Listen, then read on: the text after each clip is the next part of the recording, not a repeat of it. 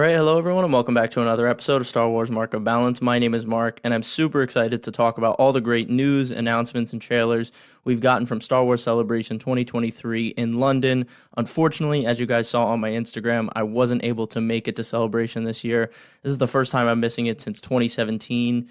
And while it is a bummer that I can't be there, I still get that pure feeling of Star Wars love and appreciation just watching the live stream, seeing all of these interviews with the creators and the actors that are involved in all these Star Wars projects, seeing the fan reaction in the crowd as these trailers are premiered. It gives me such a well-needed reset and cleanse from all the discourse that happens around Star Wars on the internet, whether it's good or bad. It always feels like people are at odds about Star Wars, but then I'm reminded that we have this shared love for the galaxy far, far away. And that's what makes Celebration so special and why I think it's the best fan event for a singular franchise on Earth.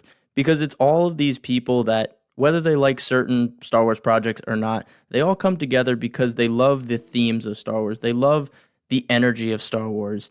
And that's the most important part. And sometimes you just need to be reminded of that. And I think Star Wars Celebration does a great job of that. I know me from home watching these live streams, I was getting choked up all the time just listening to Dave Filoni or listening to Lisa Headland, who's helming the Acolyte, or these actors and actresses that have never been a part of Star Wars, or they're new to Star Wars entirely. Like they got this role and now they're very much into Star Wars and they're learning about the galaxy far, far away, and just seeing their outside appreciation of this franchise and then wanting to bring their best to it and contribute in the best way possible, it really does give me a very warm feeling inside, and it doesn't feel like lip service. And a sentiment that is always repeated at the Star Wars show stage is that they're being welcomed into the Star Wars family. And I love when we talk about Star Wars as a family affair, because that's what the movies and that's what the shows are about. They're about family, they're about found family, they're about finding yourself. And though sometimes the Star Wars family fights, all families do, we come back and we reset at Star Wars Celebration. And that's what makes us the best fans on Earth. No matter how many people on the outside look at us and say, they're never satisfied, they're the most toxic fandom. And it's because they're on the outside looking in and they don't know what we know and they don't feel what we feel when we have these celebrations of something we love so much. So just wanted to put that out there. So even though I'm not attending, that feeling is still palpable from here. And I know I've mentioned this before, and I do want to apologize again because I did attend last year's celebration in Anaheim, and I said I would take you guys along for the journey. I'd tell you about my experience. I'd try and give you guys the best look into Celebration that I can. And unfortunately, I didn't ever make an episode on it. I didn't do a great job of doing that on the show floor. First of all, I'm a very shy person, even though I talk like this on the podcast. I'm a very shy person, so when I'm on the show floor, I don't like taking out my phone and recording myself talking or trying to get interviews with people on the show floor because it's just not inherently me. But I do feel I let you guys down a little. And as I've mentioned on the podcast before, last summer was a big summer of change for me. There was a lot of good things, but there was also some tougher things to deal with. And I think that kind of rubbed off onto my Star Wars Celebration experience. It didn't help that I didn't get any of the big panels, which are my favorite part of Star Wars Celebration, is seeing those panels and being in the room with the creators. But this is all to say, I'm going to try my best this year to make up for that and tell you guys as much as I can, because I've watched everything from Celebration. I've seen most of the panels that were streamed. I've seen all of the interviews with the creators after they do the panels. So I kind of get the idea of what they probably talked about in the panels. And I've seen some leaked trailers. I've seen the main trailers, like, of course, Ahsoka. So I want to talk about everything. This is going to be a very comprehensive episode about the 3 movies announced, talking about my theories for those and where I think they could go with that. I want to talk about Ahsoka because that was very in-depth. I, of course, want to talk about my most anticipated series, Acolyte. I briefly want to touch on Skeleton Crew, Mandalorian, and Jedi Survivor. And then finally, I want to talk about Andor and the appreciation and love that it got at Celebration. They always tried to tell us on the internet that, oh, Andor's really good, but it's not performing well. It's not being viewed by a lot of people. And while that might be true, there was so much palpable energy around Andor. There were so many of these videos of people yelling, one way out, and all of the actors in Andor were getting huge standing ovations, especially Tony Gilroy, the writer and showrunner. Andor, I hope, keeps picking up steam because I think season 2, based on the way they talked about it, is going to be even bigger in scale and up the ante that season 1 set, and it set a very high bar, but I really do believe in what they're doing, and I'm so excited to talk about Andor again because you guys know I think it's far and away the best live action series we've gotten and some of the best Star Wars writing we've ever gotten. So this is going to be a jam-packed episode. I definitely was considering breaking it up by different movies and shows and announcements, but I thought, why not just put it all together? The only thing I'm going to be missing from this is Star Wars Visions Volume 2 and Bad Batch. Those panels are tomorrow, but I don't think there will be any huge reveals. Visions is coming out in about a month on May 4th, so not much they could really tell us about that. And Bad Batch, I think the biggest announcement we can get on that is just talking about a Season 3 being officially in the works, which I don't have any doubt, but that would be the big announcement from that one. I don't expect any huge trailers or information, so I think this is really going to be the comprehensive episode on everything that Star Wars Celebration brought, because it was very front-loaded on announcements. I mean, they really just said everything in the Lucasfilm panel, so there wasn't much else to reveal later on, but this is going to be a really comprehensive episode, so I'm excited to give you as much information as I can from all of the footage I've watched. I do want to put one caveat out there, and my one big negative around Star Wars Celebration and how they've been doing it lately. I mean, this was also something that was happening in Anaheim, but they do this weird gatekeeping thing, and I know that exclusivity should be given to people that go there. Like, they're spending a lot of money, they're probably traveling across the world to go to Celebration, to be there, to be in the panels, and I totally support that because I felt the same way. I'm like, why is this trailer being simulcast at the same time that I'm seeing it inside the panel? I'm like, I traveled, I did all this work to get here, I waited outside in the cold, I got here at 3 a.m. to get inside the panel. I feel like I should earn some sort of exclusivity. But on the other hand, that exclusivity should be limited. I think first looks at scenes from the shows, extended trailers, and exclusive merchandise are all fair game for people that attend the panels. But I don't think trailers should be. And this might change. The trailers for Acolyte, Skeleton Crew, and all of the trailers that were exclusive to the panels might release next week. I mean, there might not be a huge wait for these things, which I'm hoping for. But I think trailers should be released alongside with the panel, because the trailers, you have all these eyes on you right now. Star Wars Celebration is trending across the internet right now. Everyone's hearing about the news and announcements, but they've only dropped the one trailer for Ahsoka, even though they have trailers for Acolyte and Skeleton Crew. Why are you not taking this opportunity to say, look at all these great things that are coming, not just names, not just people involved, but look at what Star Wars is going to be in the future. But at the end of the weekend, as of right now, we only have the Ahsoka trailer. I mean, I saw a leaked trailer for Acolyte, which looks incredible. It was only about 30 seconds before the Disney guards got to him and told him to turn off his recording device. But we should be able to see that stuff. And unfortunately, they still gatekeep it very much. And I saw one person say, oh, why don't they stream this stuff on Disney Plus? That makes people go to your platform. I think that's a good idea. But at the same time, I think trailers should be given out to the entire world when they premiere. But I think the first looks, I think the extended trailer for Ahsoka that was shown in the panel, I think maybe a scene or two shown from the different shows should be exclusive to the panels. And of course, they get like a poster, like very much exclusive things that you can only get at those panels. For me, when I saw a Mandalorian panel before season 1, they showed us literally the opening scene of Mando. And I think that's awesome. I think that makes sense. But I think the trailer for Mandalorian was given to everyone. Same thing with season 7 of the Clone Wars. We got to see 3 scenes from the 3 arcs in the panel, but we also saw the trailer, and the trailer was released to the public like the day of or the day after. So all of this is to say, I think Star Wars Celebration has a really bad time at marketing the new stuff because they only give out these very small little tidbits of knowledge, but you have all these eyes across the world. You should show these trailers. Give the people these trailers. So I'm hoping by the end of the weekend we get the Acolyte trailer, we get the Skeleton Crew trailer, and that would be great. But again, that's my main gripe with Celebration. I'm not sure how the lottery system worked this year with the panels. I'm seeing some people are upset with it again, and I do think the panel system with Star Wars Celebration is not the best. I think Chicago, I got very lucky, and Orlando was a nightmare because me and my sister had to literally sleep on a concrete floor just to get into the panels the next day. It was just a waiting game, and it was a first come, first serve, which is difficult. So I think they have to rework it a little, but at the end of the day, I think the exclusivity is getting a little too much because there is that pay barrier entry for so many people that can't go. And I'm not bitter. I'm not just bitter because I couldn't go this year. I swear this is something that they should work on because I think everyone should have that opportunity to see the trailers when they happen. So that's my little rant before I start, but let me get into all the news and announcements and some of my theories about this stuff. So we'll definitely start with the 3 movie announcements. So these are going to span the entire Star Wars timeline. We're even extending it. We're going back 25,000 years for the Dawn of the Jedi movie. We have the future with Rey teaching the new Jedi Order, or creating the new Jedi Order 15 years after Rise of Skywalker.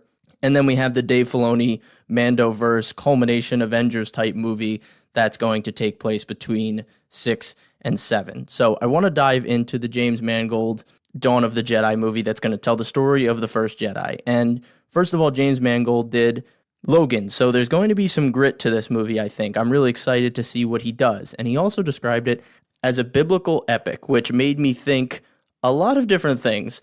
So first of all, the time period logo that they showed in the timeline was this Jedi yin-yang kind of symbol, and that was shown in the temple on Act 2 in Last Jedi.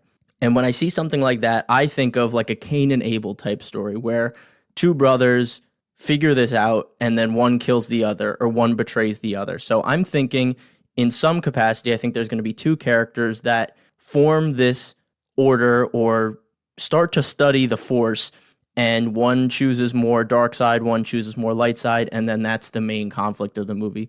And I think that would be really interesting to see how the dark side and the light side really form and how people start to have this mythos about them and those discussions and eventually that type of conflict that spans the galaxy for the rest of the timeline.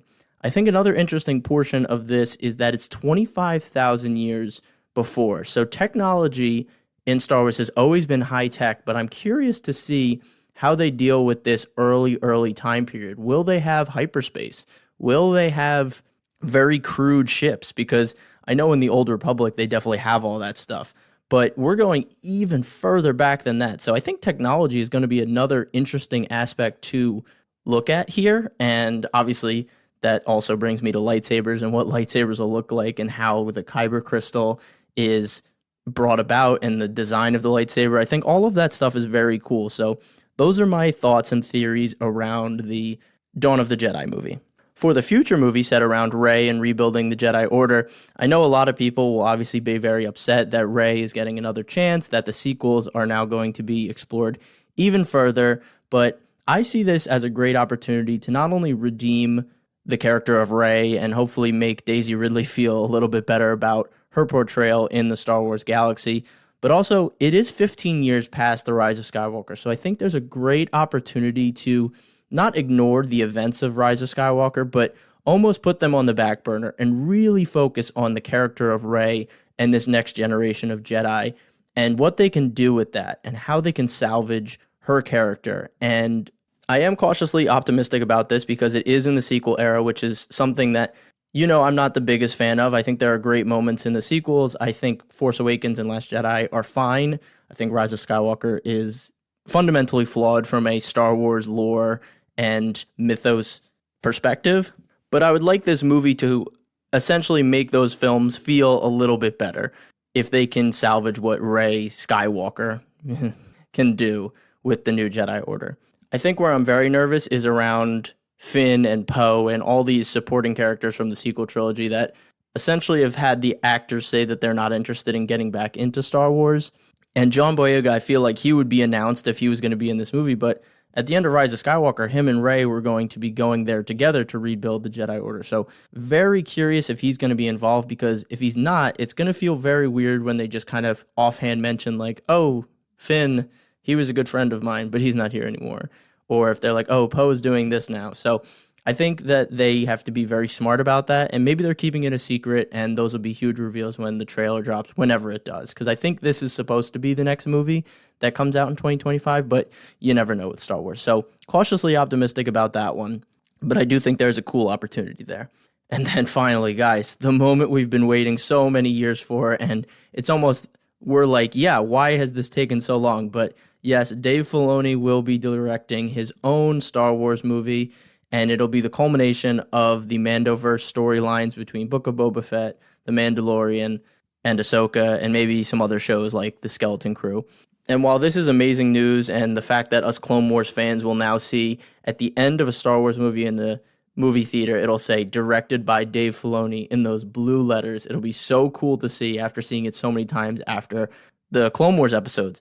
The only thing I'm cautious about is this is his first movie. This will be his first movie, and it's going to be, I don't want to say essentially the biggest thing in his life. It really is. I mean, there's going to be so much pressure because there's going to be a lot of time invested into these characters, and now they're going to be on the big screen, which is also very exciting to see Mando, Grogu, and all them on the big screen. But it's a lot of pressure, and you're going to have Thrawn, I'm guessing, as the main villain here. So I'm not really sure how this is going to end up. I feel like since they said it's a culmination, I really think this movie's going to be maybe 5 or 6 years out, because they do kind of have to close out the individual stories of Ahsoka, Mando, and then they all have to culminate into this movie, because I think it would be weird if they have this big battle and then like Ahsoka season 3 comes out after that, or like Mando goes to like season 6 after that. So I think they will have to wrap up those storylines, but it's really exciting, obviously, to have Dave Filoni at the helm. This is what we've wanted for so long, and we know he cares so much about Star Wars because this is his baby, and I really think that he's going to do his best, and he's going to have a movie level budget and production value. So I'm excited, as is everyone else, that Dave Filoni's finally getting a shot. So we will see how that goes. But I just mentioned Ahsoka, so I do want to dive right into the show that we got the most information about, the most footage about, and that's Ahsoka. And the trailer for this was so much to chew. There was so much revealed. We have these 2 dark side users that apparently have been around since, the Republic, so they've kind of been in the shadows, whether they're fallen Jedi or not. This Padawan character is very interesting. She's kind of chasing down Ahsoka, it seems like, but the way the actor talked about her, she seems like a very complex character, very not black and white, very not all bad, but very ambitious. And I hope we really explore those 2 characters. And then we get Ahsoka, Hera, and Sabine. And again, I've said this before, but I do think everyone should be slightly cautious because of the medium change. I know Rosario Dawson has done well with Ahsoka in her small appearances with her. But again, when we think of Ahsoka, we think of Ashley Eckstein's voice. When we think of Sabine, we think of the Rebels voice actor. I'm sorry, I don't remember. She's great, though. And same thing with Hera. When I read the books, I read in those voices. So that's how I connect with the character. And I think there is something to say that these characters are so intertwined with their voices that there's going to be some jarriness to it when you first see all 3 on screen talking together and you're trying to reconcile that with the animation. So I'm still cautious about that, but I am excited to see what they do. And I think Dave wouldn't have done it if he didn't think he needed to. Because if it was my choice, I would have stayed in animation, continued that Rebels storyline with all of the original voice actors, but he sees another vision with live action. So I'm excited to see him bring that vision to life. I think another cool thing about the trailers, we saw some sort of world between worlds where Ahsoka and this dark Jedi fight. And I'm assuming that means that these other temples are connected to the world between worlds, and she visits them to try to find Ezra. And I think that'll be cool. I know Anakin is supposed to return in some sense with Hayden Christensen, so that's going to be amazing to see them talk on screen. And then finally, the big reveal was Thrawn. Of course, we saw like the back of his head in the trailer, and they say heir to the Empire, but then like the next day they revealed that Lars Mikkelsen would be coming back, and that is probably the biggest news we can get about Ahsoka, because his voice and command of that character is so incredible. And I do such a disservice to try and copy or mimic it right now, so I'm not even going to try. But I'm excited to see Lars come back in live action. He's a good actor, obviously, but he also has this great voice. So having Thrawn on screen is going to be huge. I think he's going to be able to be a lot more menacing in the Ahsoka series compared to Rebels. I think there was a lot of plot armor, and it was on Disney XD, so I don't think he could really fully realize that character. But I think this live action version gives us that opportunity. The other interesting thing was that we have some Inquisitor that's following Ahsoka as well. So there's a brief scene where she's fighting an Inquisitor, and this is after the fall of the Empire. So that's really interesting that there's still these Inquisitors out there to some degree. I know some people are theorizing that it's Barriss Offee, which would be great if, she escaped from prison and now she's got this vendetta. That would be really cool because they have that history between the 2 characters. So we'll see where that goes. I think the final big thing for me personally is Kevin Kiner coming to score the Ahsoka series. He created the Ahsoka theme. in Clone Wars. He carried on the great work into Rebels, and of course, he's now doing an amazing job with Bad Batch. So he's definitely earned this. He's created this motif for Ahsoka, so he needed to be brought back in to continue that thread of storytelling that he's done through the music. So excited for him, and I'm so excited to hear what he does in a live action space because it's his first time doing that. So super exciting there.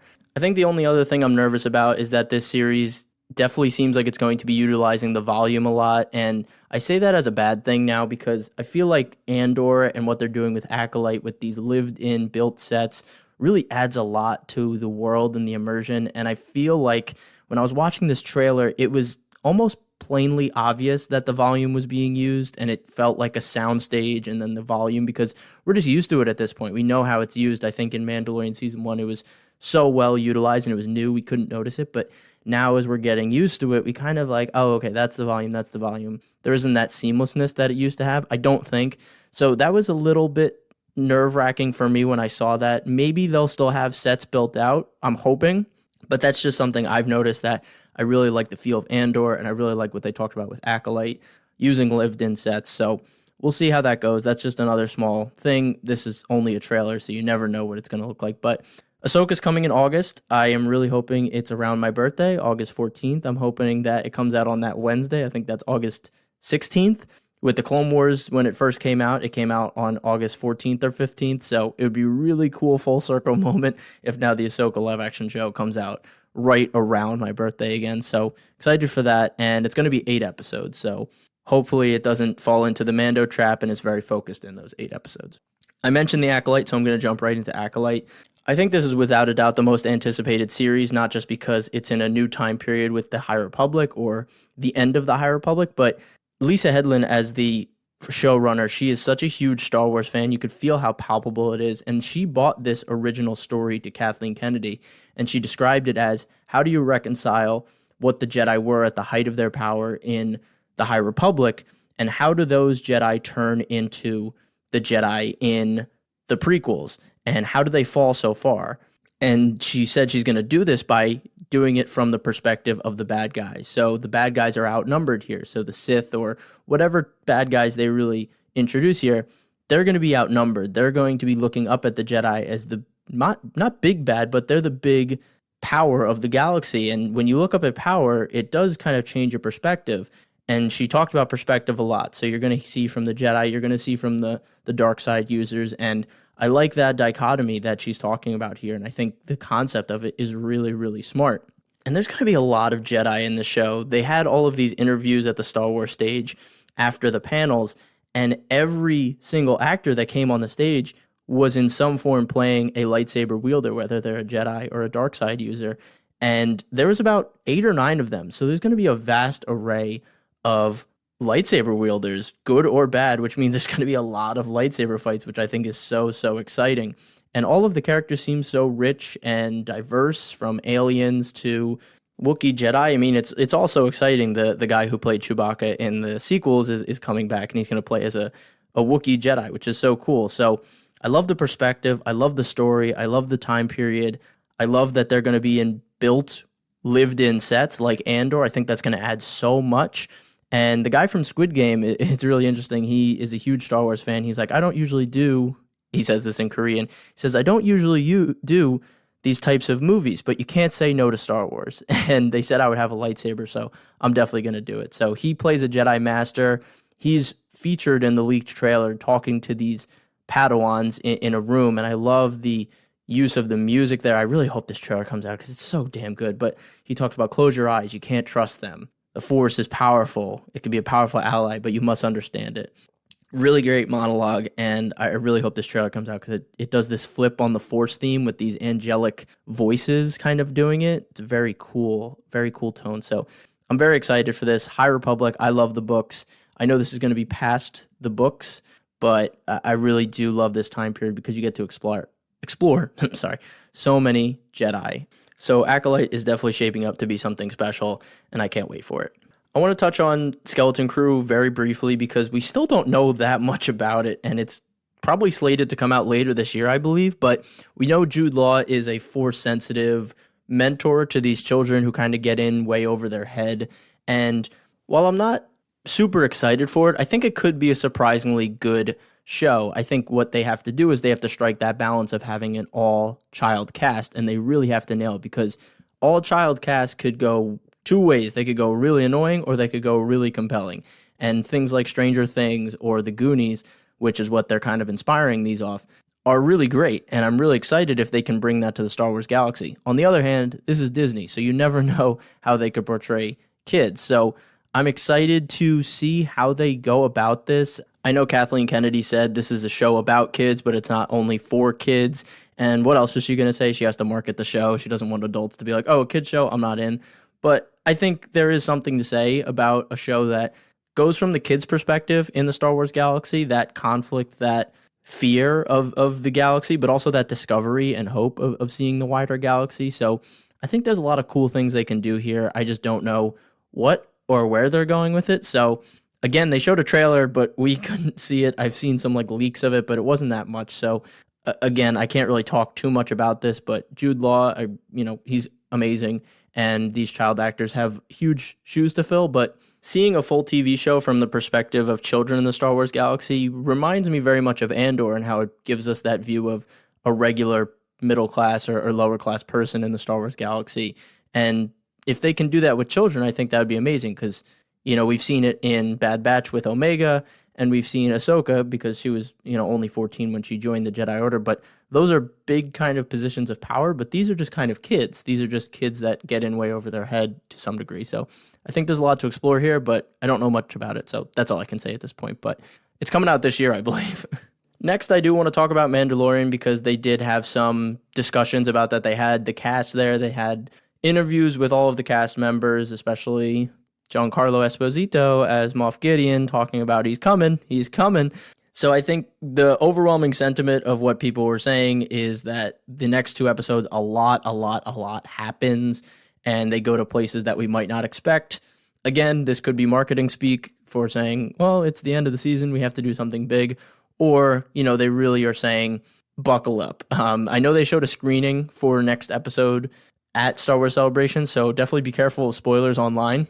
But again, I saw reactions to people that went that said it was very good. It felt like it moved the story the most of any other episode this season. So that's exciting to hear. And while I didn't like last week's episode, and I feel like this season has had a tough time getting its footing, hearing Dave Filoni and Rick Fukuyama and Jon Favreau talk about Mandalorian and making Mandalorian, and then the love that goes into it, you just can't stay upset with it because they're trying their best, and I know the Disney execs are in that writing room. I think the last episode proved that those two episodes that were in Boba Fett were supposed to be in this season, and unfortunately they just had to fill time last week, so that's how those storyline come about. Like, I think the first two episodes of this season should have been the Book of Boba Fett episodes, and then that's where you see Grogu come back, and then you don't need to have those filler type episodes where they go on a buddy cop mission to this random planet and meet Jack Black and Lizzo. We could really continue to focus on moving the story forward. So I don't fully blame Jon Favreau for that. I really think the Disney execs are in his back pocket with some of the decisions so far, but I just wanted to talk about that and say that, Mandalorian is made with a lot of love. I love seeing the cast members talk about the show. It makes me appreciate it a lot more. And we got 2 weeks left, so I really hope season 3 ends with a bang because it really needs it. I think it's definitely been the weakest of the 3 seasons, but hopefully this is all just a hangover from the fact that the Book of Boba Fett had to involve Mando and Grogu getting back together. So those are my thoughts on that.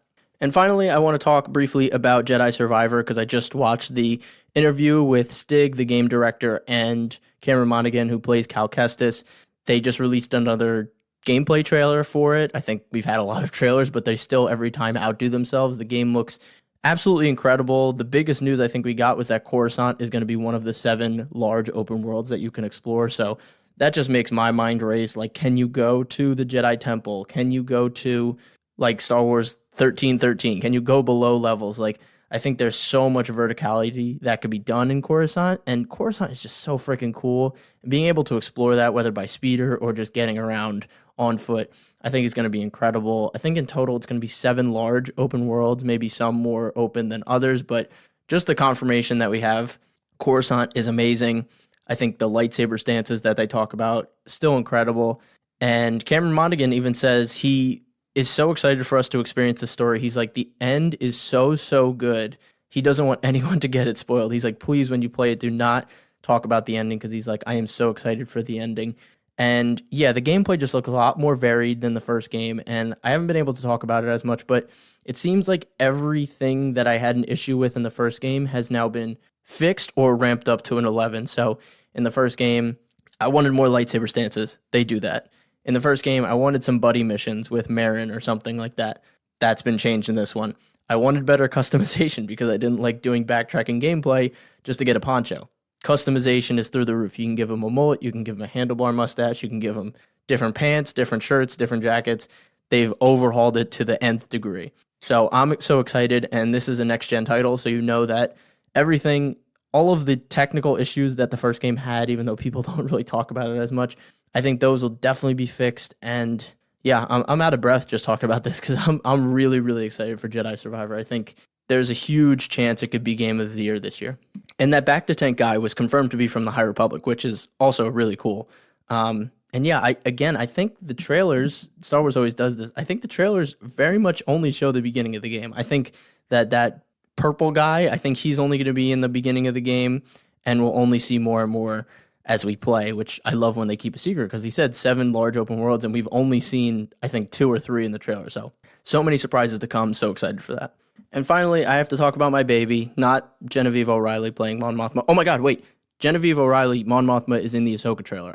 Oh my God, I totally forgot to say that. But wow, we're going to see more Mon Mothma. I'm so excited. And she's going to be even more prominent here. She's going to be a leader. So that's going to be so exciting to see that side of her. And after the fall of the Empire, it's like, whoa, what could we explore with Mon Mothma? So that was exciting too. But sorry. Yeah, when I talk about my baby here, I'm talking about Andor, not Genevieve O'Reilly, even though you guys know how I feel about Mon Mothma and Genevieve O'Reilly, which I will talk about her right now because she gave a great interview, and I was surprised she was there. She seemed like an actress that would kind of do the work and then not show up to those big celebrations, kind of like Stellan Skarsgård playing Luthen.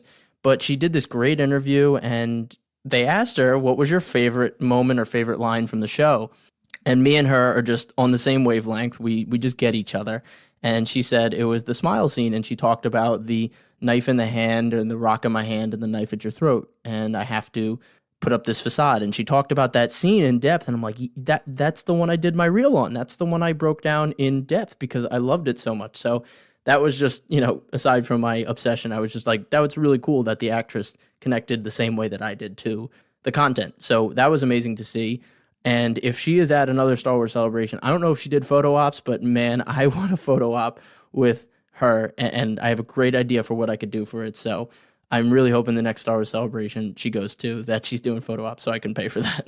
But yeah, I think Andor just had such a great reception at Star Wars Celebration. I think it was so great because all of the perception online was it saying like, oh, this is really great, but it's not getting viewed as much as Obi-Wan or Boba Fett. But the palpable love for the show and all the actors and what they contributed was so real when you were looking at the Star Wars show stage, when they would bring them out and they would talk, and you would just hear chants of one way out, and they were yelling at Andy Serkis, tell us to be on program, and he gets up and says, on program, and everyone puts their hands behind their head, and there was so much love and appreciation for it that I just like melted, because I was like, yes, thank you so much for giving it its flowers.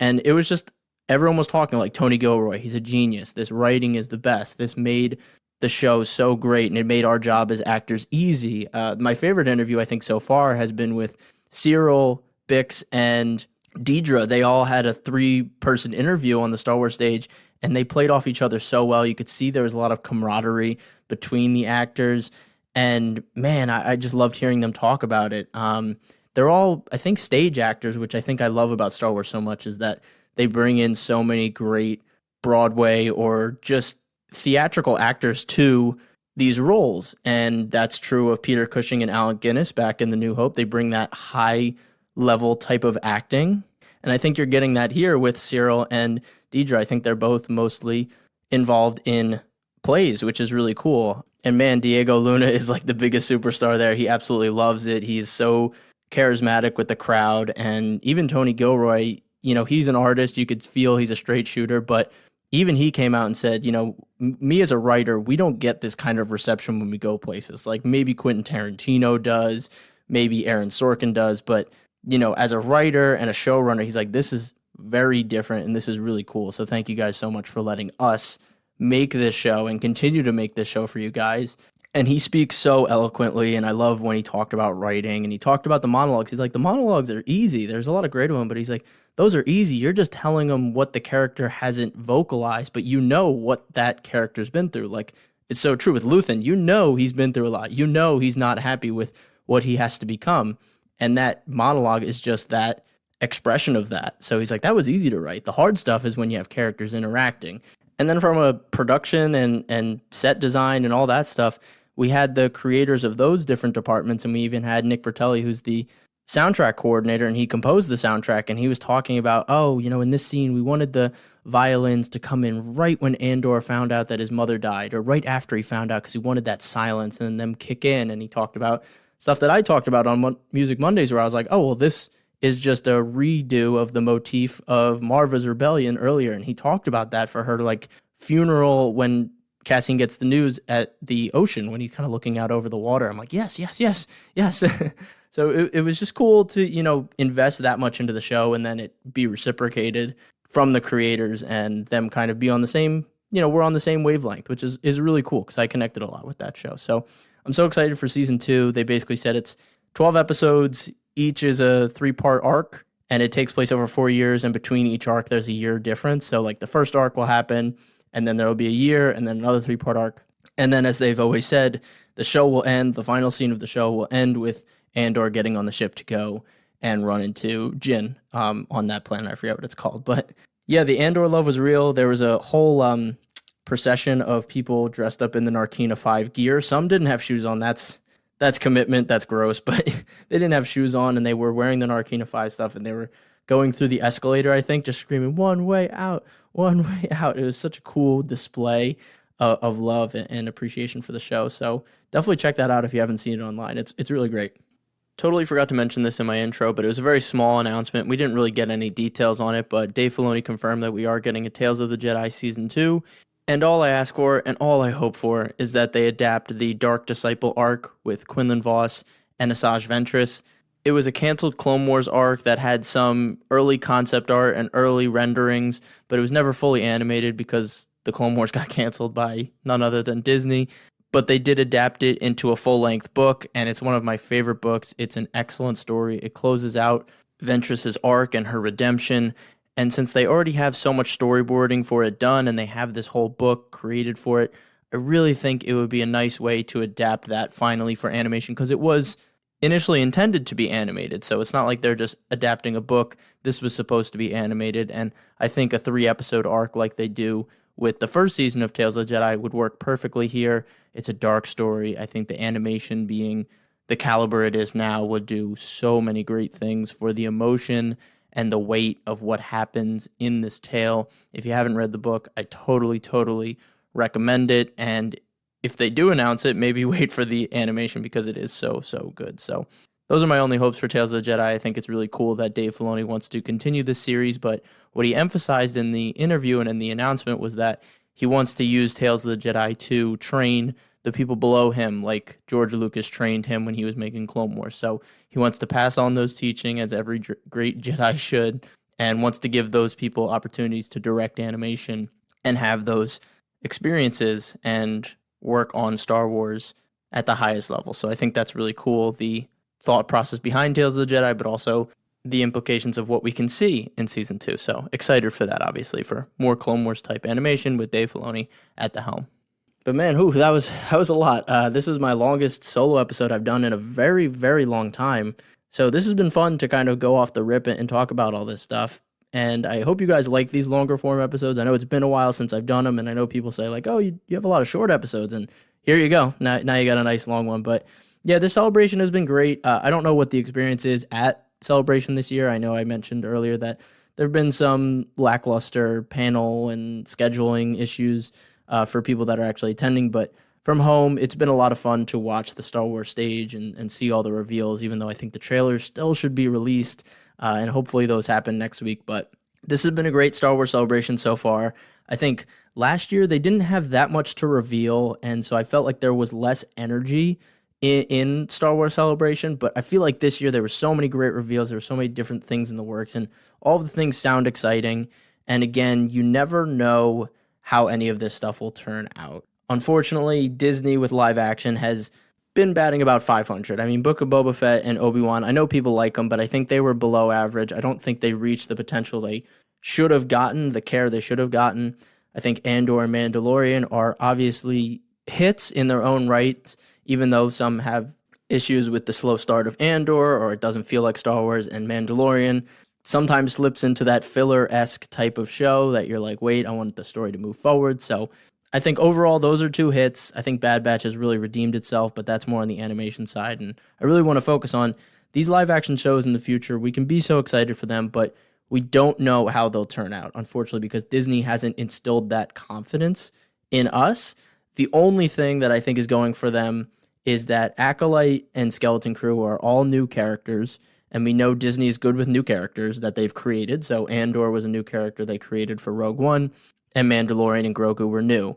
Obi-Wan and Boba Fett, those are legacy characters, and they kind of didn't stick the landing with those. So there is a track record that when you focus on new Disney-made characters, it's good. When it's not, it's bad. So Ahsoka is Dave Filoni's baby. That was created by Dave. He's helming this. I think that's where you can hang your hat. I think he'll do his best. Acolyte and Skeleton Crew, all new characters, so hopefully that speaks well about where those stories will go. And I think, season 2 of Andor is just a lock. Like, that's just going to be great. The only thing that could be scary about that is there are time jumps, so maybe the season will feel a little disjointed, but I think those 3-episode arcs are going to be really, really great. It might remind us, of Clone Wars. It's kind of a anthology-type series where it's like you check in here, check in here, check in here. So I think that'll work for it as well.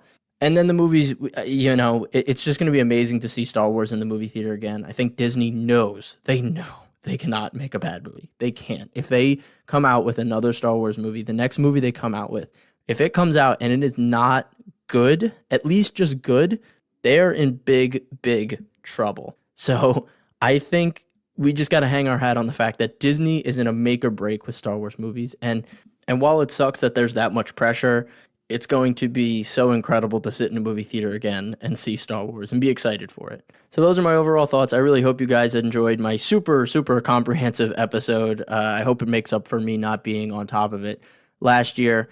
But yeah, this has been a great reset, a great cleanse for me because there is so much discourse, negative discourse around Star Wars. Some of it valid, some of it just over the top for no reason.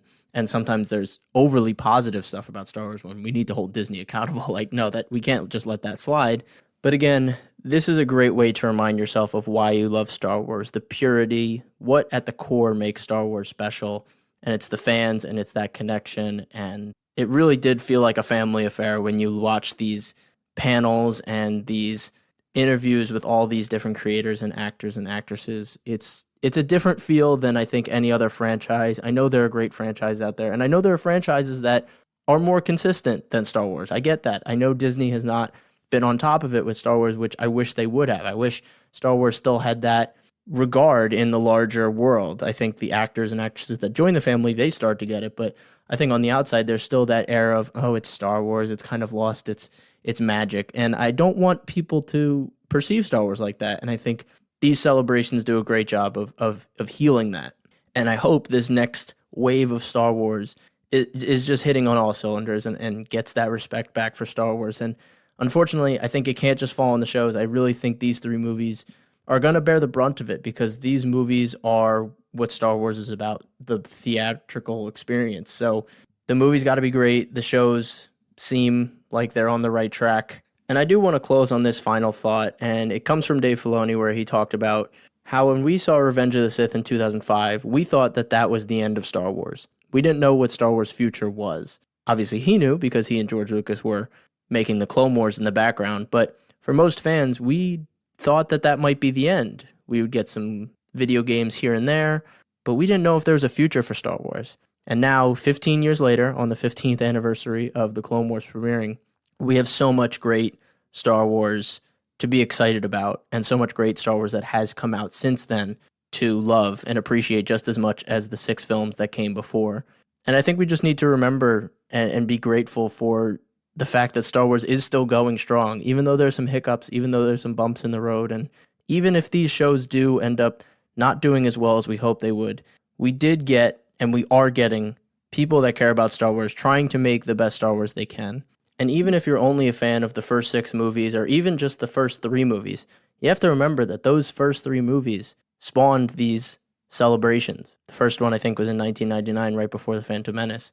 And all these years later, we're still having these celebrations. And it just shows how impactful those first 3 movies are, those next 3 movies were, and how much the galaxy has grown since then. So that's something I'm reminded of, and I always appreciate that even when Star Wars doesn't always hit the mark, I still remember why I love it and why I talk about it so much and why I have this podcast. And I hope you guys can get some of that appreciation as well, just listening to me talk about it. And that's something I always strive for, is for you guys to appreciate Star Wars more, whether you're a casual fan or a diehard fan.